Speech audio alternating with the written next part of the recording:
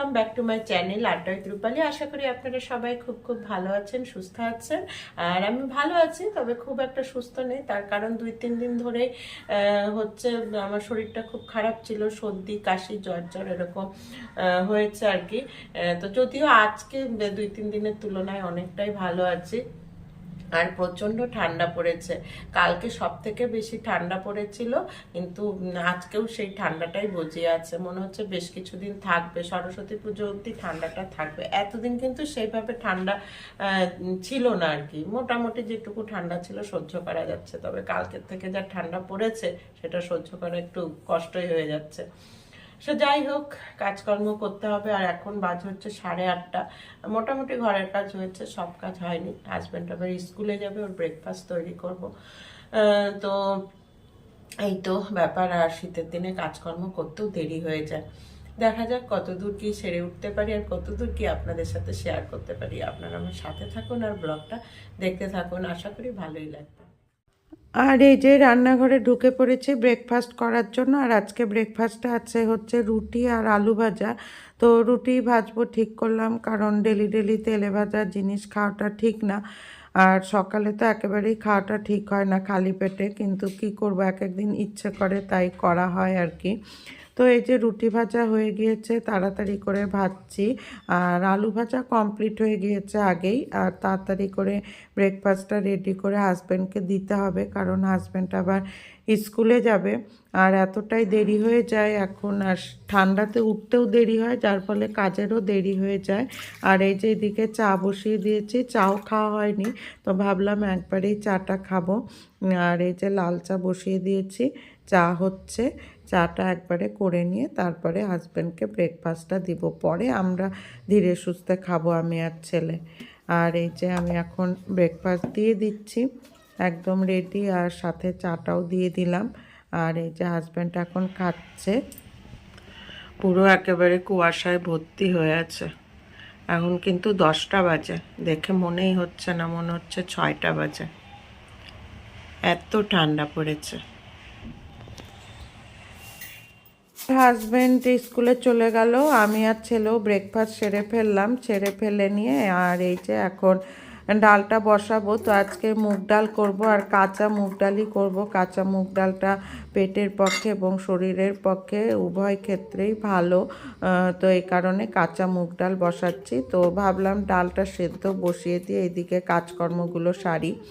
আর মানে যতটা মানে গুছিয়ে গাছিয়ে কায়দা করে কাজ করা যায় আর কি, ততটাই ভালো। তাহলে হয় কি তাড়াতাড়ি কাজকর্ম সেরে ফেলা যায়। আর এই যে আমি এখন ডালটা বসিয়ে দিচ্ছি, ডালটা বসিয়ে দিয়ে তারপরে কাজকর্মগুলো। আর এই যে বাড়ির উপর থেকে বাজার করলাম, বেশি কিছু নিইনি। ফুলকপি, এখন তো শুধু কপি কপি, 2টা ফুলকপি।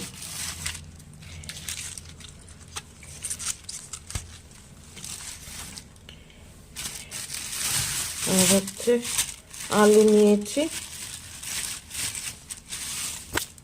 ধনে পাতা। শীতকালে ধনে পাতা হলে খাওয়া দাওয়ারগুলো খুব সুন্দর হয়, খাওয়ার স্বাদই চেঞ্জ হয়ে যায় ধনে পাতা দিলে। আর এই যে এখানে আলু নিয়েছি, পড়ে গেল আলু।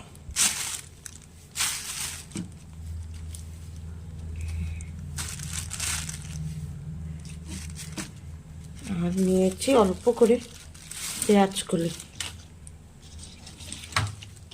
1 পোয়া পেঁয়াজ কলি। এই বাজার, কিছু বাজার করিনি। এই ফুলকপি, আলু, ধনে পাতা আর পেঁয়াজ কলি। ভেবেছিলাম মাছ নেব, কিন্তু মাছ আজকে আসছেই না এখনো। ঠান্ডার মধ্যে মনে হচ্ছে ও বের হয় না। আমার এই যে সবজি কাটা কমপ্লিট। এখানে ফুলকপি, পেঁয়াজ কলি, আলু কেটে রেখেছি, এটা ভাজা ভাজা করব। আর এদিকে ডিম বের করে রেখেছি ফ্রিজ থেকে, ডিমটা অমলেট করে আজকে কারি করব। আর এদিকে ডিমের পেঁয়াজ রসুন। আর ডালটা তো এই যে ডাল আমার হয়েই গেল, ডাল কমপ্লিট। আর এইদিকে করে রেখেছি এই যে এখানে মশলা, এখানে এটা টমেটো কেটে রেখেছি ডিমে দেব, এটা মটরশুঁটি আর লঙ্কা কেটে রেখেছি ওই ভাজাটাতে দেবো, আর ধনে পাতা কুচি। কমপ্লিট, জোগাড় হয়ে গিয়েছে রান্নার। এখন আমি যাব হচ্ছে কাপড় কাচতে, কাপড় কেচে তারপরে রান্না। ছাদে যা ঠান্ডা না, মানে কি বলবো, সূর্যকে তো দেখাই যাচ্ছে না, সূর্য আজকে উঠেই নাই, একদম অন্ধকার হয়ে আছে। কাপড়গুলো তো মেলে দিলাম, শুকাবে না, কিন্তু কি করব, তবুও তো ধুতে হবে।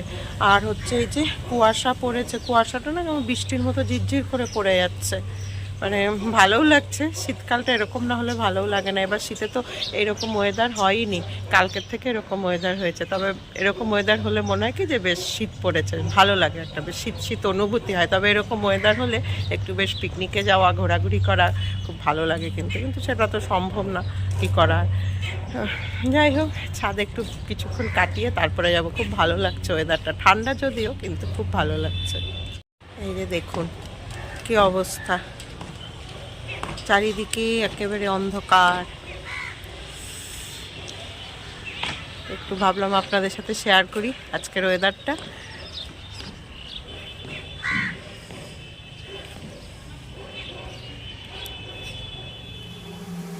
আর এখন আমি রান্না বসিয়ে দিলাম। আজকে 2 পদই রান্না হবে, সুতরাং কোনো ঝামেলা নেই। আর ডিম রান্না করলে তো কোনো ঝামেলাই হয় না। তো প্রথমেই এই ভাজাটা বসিয়ে দিচ্ছি।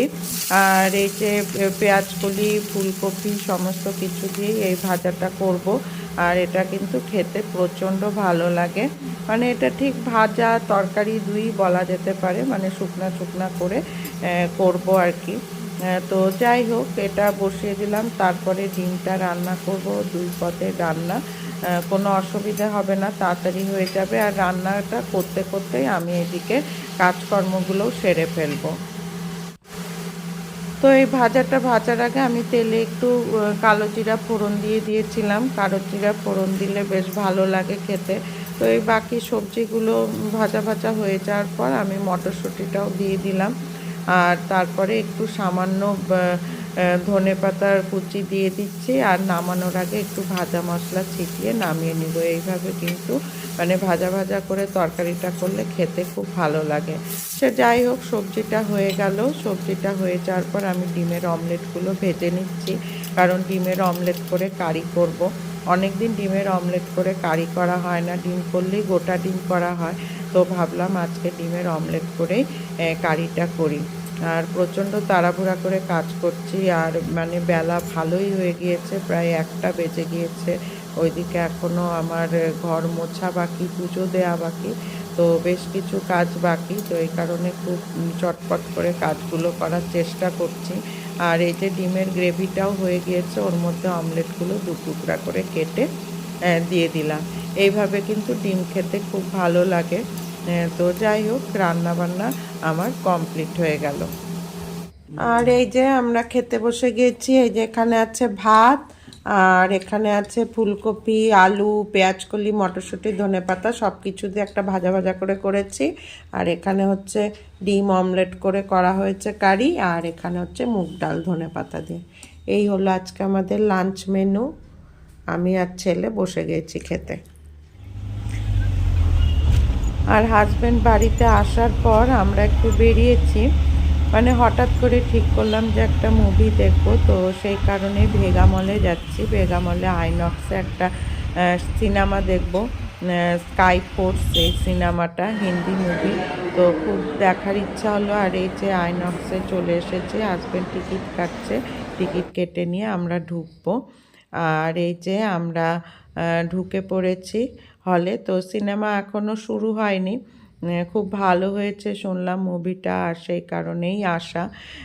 তো ঠিক আছে বন্ধুরা, মুভিটা আগে দেখে নিই, তারপরে আবার কথা হচ্ছে। আর সিনেমাটা দেখে বেরিয়ে গেলাম, খুবই ভালো লাগলো। বইটা অক্ষয় কুমারের বই ছিল, খুবই সুন্দর লাগলো বইটা, একদম টান টান উত্তেজনামূলক একটা মুভি ছিল। তো মুভিটা দেখে বেরিয়ে গেলাম। আর বন্ধুরা, আমার না মানে সর্দি কাশি হয়েছে, তো যার ফলে গলাটা যেন কেমন একটু ভাঙা ভাঙা হয়ে গিয়েছে, যার ফলে ভয়েসটা আমার হয়তো খুব একটা ভালো আসবে না, তো আপনারা আমাকে মাপ করে দিয়েন। তো যাই হোক আমরা মুভিটা দেখে বেরিয়ে পড়লাম। তো এখন বাড়ির দিকেই যাব। তো ভেগামল আমি আগেও আপনাদের সাথে শেয়ার করেছি, তো সেই কারণে আজকে আর সেইভাবে শেয়ার করলাম না। আর বাড়িতে ফেরার পথে এই যে একটা সৃষ্টিশ্রী মেলা এসেছে, রাজ্য সরকারের দ্বারা অনুমোদিত। তো সেই মেলাতেই ঢুকলাম, কিন্তু মেলাটা ভিতরে ঢুকে সেরকম ভালো কিছু লাগলো না। একেবারে সাধারণ সব জিনিসপত্র, সেরকম স্পেশাল কিছুই ছিল না যে আপনাদের সাথে শেয়ার করব, তো সেই কারণে সেইভাবে আর মেলাটা শেয়ার করলাম না। তো এখন আমরা বাড়ির দিকে যাচ্ছি, তো যেতে যেতে দেখলাম যে রাস্তায় ভাপা পিঠা ভাজছে, তো ভাবলাম ভাপা পিঠা নিয়েই বাড়িতে যাই। তো বন্ধুরা, আজকে এই সাথেই ব্লগটা শেষ করছি। যদি ভালো লেগে থাকে তো অবশ্যই লাইক করবেন, কমেন্ট করে জানাবেন কেমন লাগলো। তো এতক্ষণ ধরে আমার সাথে থাকার জন্য অসংখ্য ধন্যবাদ। টাটা।